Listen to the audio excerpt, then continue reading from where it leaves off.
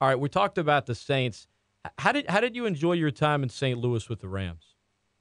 It was brief, unfortunately, due to a bad back injury, and it was great. We had a great year in 2003. We just followed up with the success that they had in the past up there, and we should have went all the way.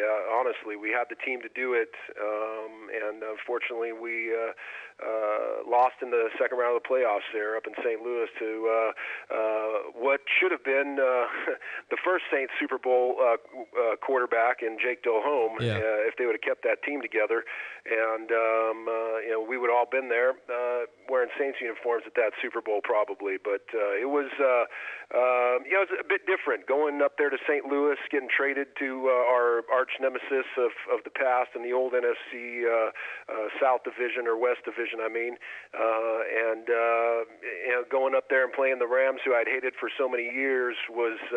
But I had a lot of buddies because of those battles that I gained as well, and so it was a good fit and a great organization, really.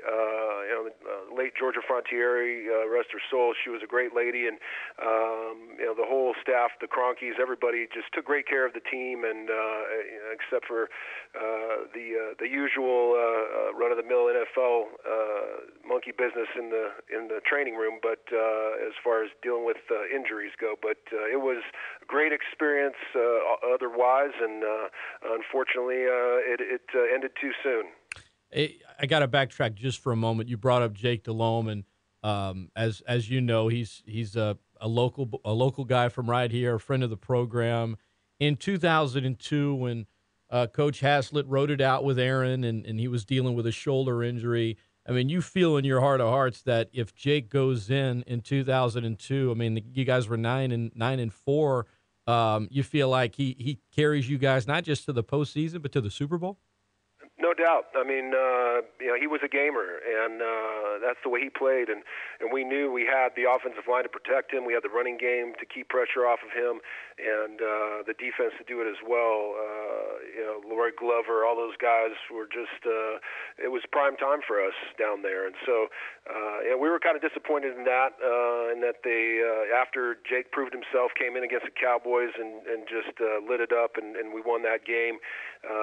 We really thought we had something there to finish the season with, and you never want to see a guy go down to injury, and we all respected Aaron, we all loved Aaron, and we were with him 100% when he was in there, but it just fell apart there, obviously, as everybody saw, and we missed our mark. I really felt, everybody kind of felt that we should have definitely wrote it out, but it was a money thing. They just paid Aaron a bunch of money, and at the time, pre-Super Bowl, Mr. Benson didn't have the deep pockets that I guess he does now to pay these guys to keep them on the roster. So, the threat of Jake performing as well as we knew he could have, and the coaches knew he could have, I think was the end of that one, because they knew they'd have to end up paying him too. So, at the end of the day, the NFL is a business, and it unfortunately gets in the way of what the fans want to see and what us as players want to see.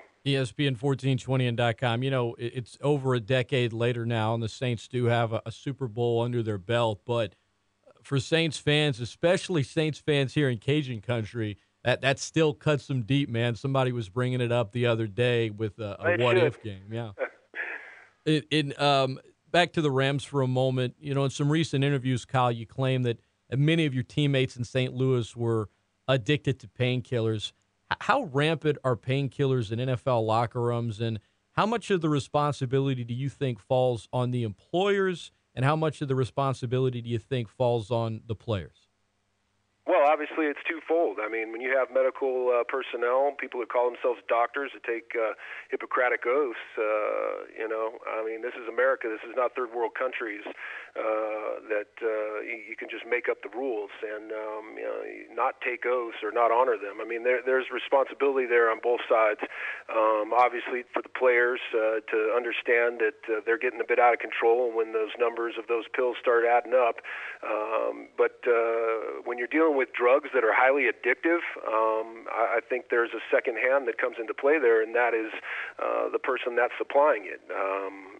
So that is what it is. But in in the instance of what is you're speaking of on this lawsuit and things that are going on in the football world regarding to that, it's just a lack of attention to injury and the lack of knowledge and information given to players.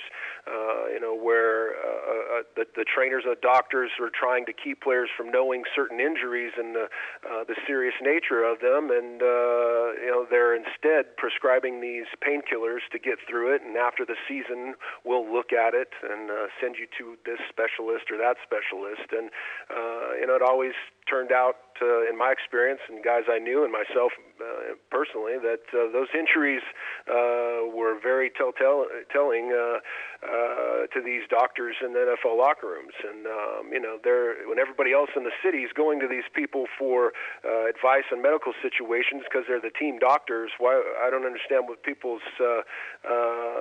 why people are questioning why we should have trusted them so much.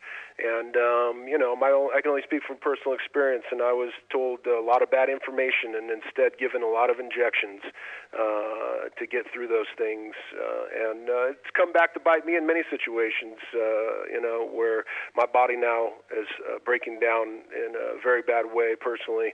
And the guys that I know that unfortunately succumb to those addictions of those painkillers, there's a responsibility, in my opinion, to take care of the aftermath of that. And too many guys have just fallen on hard times and been hooked to these things for too long, and there's just nobody there to help them. They finally do have programs now because of all the griping that people say is going on out there.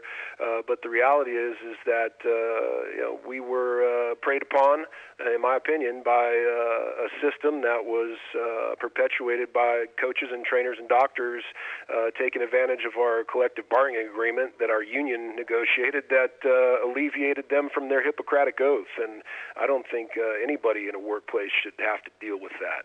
ESPN 1420 and .com visiting with former Saints All-Pro Kyle Turley. Is that where some of the heated exchange between you and former Rams coach Mike Martz, did some of it come from that, Kyle, or was that from somewhere else? Oh, no, most definitely. You after practice go to coaches and tell them, hey, I really don't feel right. I just had back surgery 4 months ago, and there's some things that are not feeling right here out on this field that I haven't missed a practice. I haven't missed a down in 6 years. I haven't given any reason for anybody to believe I'm some kind of puss. So, I'm telling you something that seems to be pretty serious, and the information back to me is, just keep going and here, take this painkiller or shoot it up or do whatever, and then it becomes a very serious injury. And when that happens, then they just brush their hands off and look at the rosters out there and who can take your position. And unfortunately, that happens too often.